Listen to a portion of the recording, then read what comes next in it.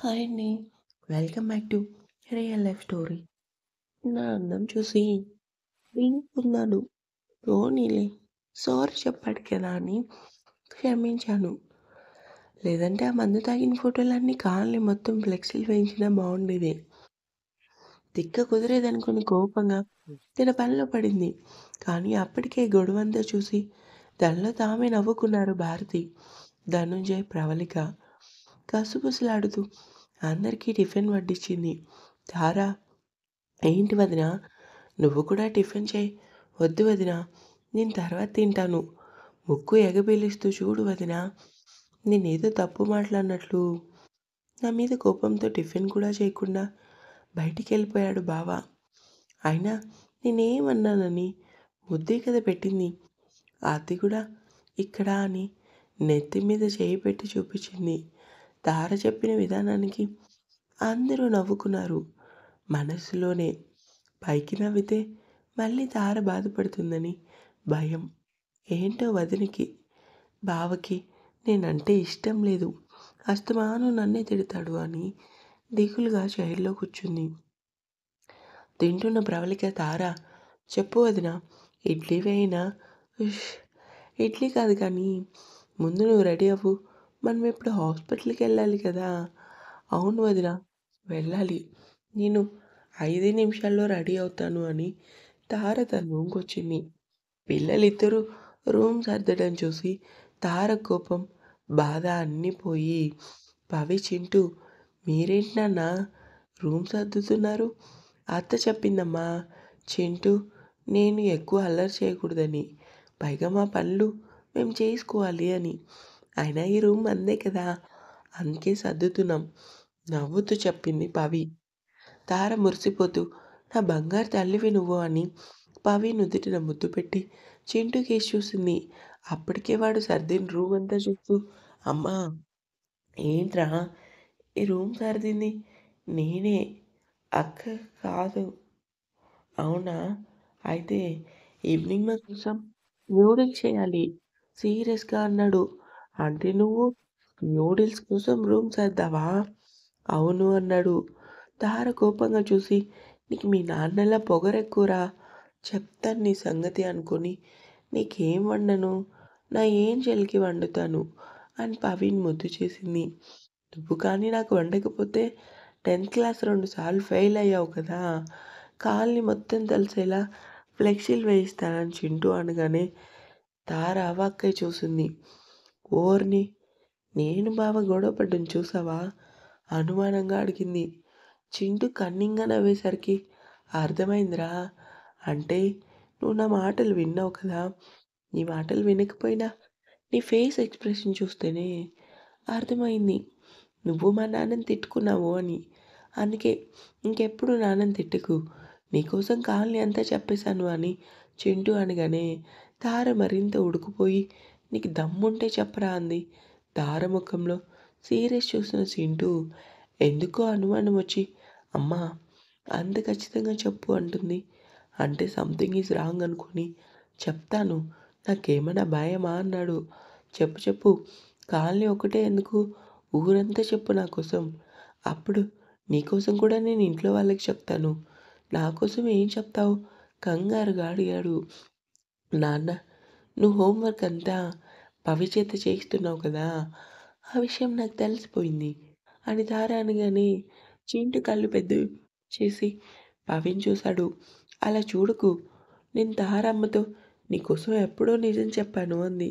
భూమికి జానలు లేవు కానీ నా దగ్గర ఎక్స్ట్రాలు చేయకురా, నువ్వు హోంవర్క్ చేయటం లేదని ఇంట్లో వాళ్ళకి చెప్తాను. అంటే నీ తోక కత్తిరిస్తారు. మర్యాదగా స్నానం చేసిరా, రెడీ చేస్తాను, మనం బయటికెళ్దాం.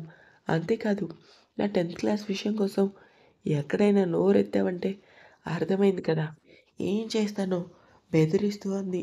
చింటూ ఏం మాట్లాడలేదు.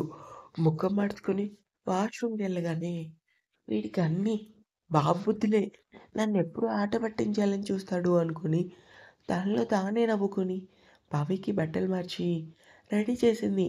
చింటూ కూడా రావడంతో వాణ్ణి కూడా రెడీ చేసి పిల్లల్ని తీసుకొని ప్రవళికతో కలిసి హాస్పిటల్కి వెళ్ళింది.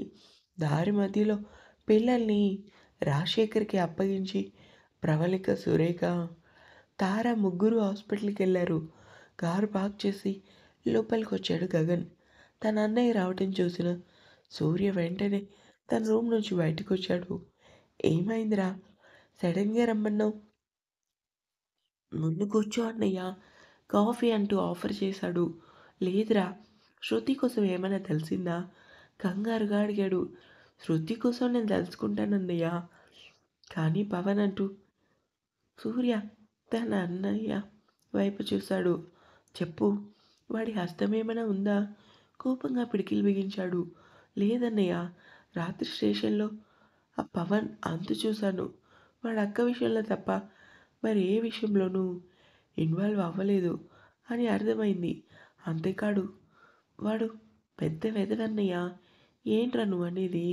"అవునన్నయ్య, వాడి కోసం నైట్ పూర్తిగా అన్ని వివరాలు తెలుసుకున్నా. అక్క ముందు వాడికి ఇద్దరు అమ్మాయిలతో అఫైర్ ఉందని, పవన్ చేసిన పనులన్నీ చెప్పగానే అంతా విన్న గగన్ షాక్‌గా చూశాడు. "నిజమన్నయ్య, అక్కకి వాడు కరెక్ట్ కాదు. వీలైనంత తొందరగా వాళ్ళకి విడాకులిప్పిస్తే బావుంటుందని నా అభిప్రాయం. అంతేకాదు, నువ్వు నాకు ఒక పని చేసి పెట్టాలి." "ఏంటి? వదిన ఫ్రెండ్స్ ఎవరో నీకు తెలుసా?" "తనకి ఫ్రెండ్స్ ఎవరు లేరు కదా." "ఎందుకలా అడిగావు?" "ఏం లేదు. వదిన చనిపోవడం వెనుక ఏదో పెద్ద కథ ఉందని నా అనుమానం అన్నయ్య." "ఏంటి సూర్య? యాక్సిడెంట్‌లో వదిన కావాలని చనిపోలేదు. తన తలని ఎవరో ఇనుప రాడ్‌తో బలంగా కొట్టారు" అని సూర్య అనగానే గగన్ షాక్‌గా చూశాడు. సూర్య అంటూ నమ్మలేక చూశాడు. "టైం పట్టేలా ఉంది అన్నయ్య. కానీ హంతకుడు దొరికే వరకు నేనెలా వదులుతాను? కాకపోతే వదిన విషయంలో టైమొస్తే ఇంట్లో అందరినీ ప్రశ్నించే అవకాశం వస్తుంది. చివరికి నిన్ను కూడా" అని సూర్య అనగానే గగన్ ఏం అర్థం కాక చూశాడు. "అంటే అన్నయ్య, ఇంట్లో వాళ్ళు చంపారు అని కాదు. చనిపోయే ముందు శృతి వదిన కోసం తెలియాలంటే ఇంట్లో అందరినీ ఎంక్వైరీ చేయాలి కదా. అంటే పెదనాన్న, పెద్దమ్మ బాధపడతారని భయమన్నయ్య." "లేదురా, నువ్వు అట్లాంటివేం ఆలోచించకు. వదిన విషయంలో నువ్వెవరినైనా ఎంక్వైరీ చేయొచ్చు. ఈ విషయంలో ఎవ్వరూ నీకు అడ్డు చెప్పరు, కానీ నాకు మాత్రం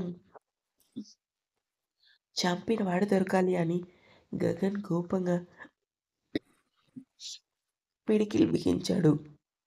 "కూల్ అన్నయ్య, నిజానిజాలన్నీ బయటపడతాయి. టైం దగ్గరకొచ్చింది కదా" అని కాసేపు ఇద్దరు మాట్లాడుకున్నారు. "సరే అన్నయ్య, ఇంకా ఆ విషయం వదిలేయ్.